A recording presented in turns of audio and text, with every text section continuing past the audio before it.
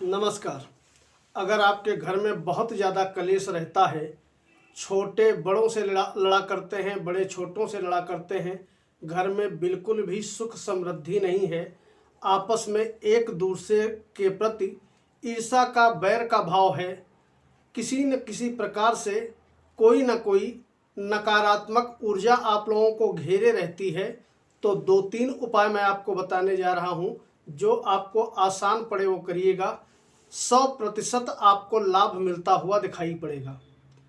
यह जो ग्रह क्लेश निवारण उपाय मैं बता रहा हूं, यह घर का छोटा बच्चा, बूढ़ा, जवान कोई भी कर सकता है। कोई ज़रूरी नहीं है कि एक ही आदमी करे। जब भी जो व्यक्ति स्नान करता है सुबह, उसके बाद यह उपाय कर सकता है।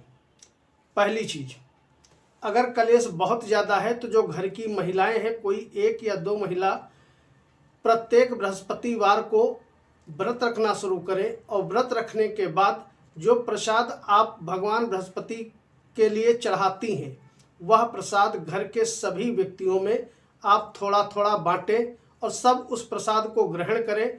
घर से कलेश भी दूर होगा और कहीं न कहीं आर्थिक सुख समृद्धि भी आपको प्राप्त होने लगेगी।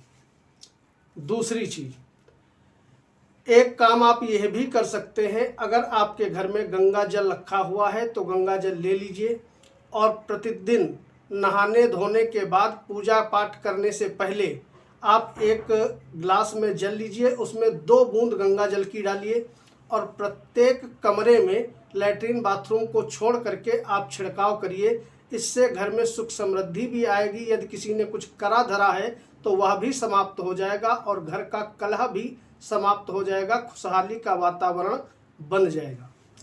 तीसरा उपाय, मान लिया आपके घर में गंगा जल भी नहीं है, तो आप क्या करेंगे, तो एक दक्षिणावर्ती शंख ले करके आप आइए। दक्षिणावर्ती शंख छोटा सा आप ले आइए, 300-400 का आसानी से बाजार में पूजा की दुकान पर उपलब्ध है, आपको मिल जाएगा।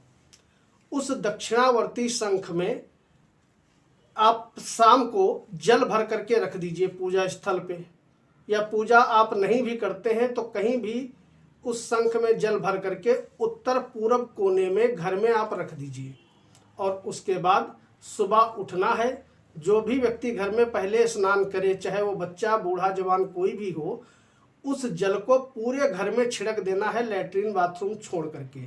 यह उपाय आप करिए, धुआंधार तरीके से धन भी आएगा, सुख समृद्धि भी आएगा और आपस में सभी में प्रेम भावना दिन प्रतिदिन बढ़ते हुए चली जाएगी। कमेंट बॉक्स में अपने इष्ट देवता का नाम या ओम नमः शिवाय जरूर लिखें। मयंक त्रिपाठी को अनुमति दीजिए। नमस्कार।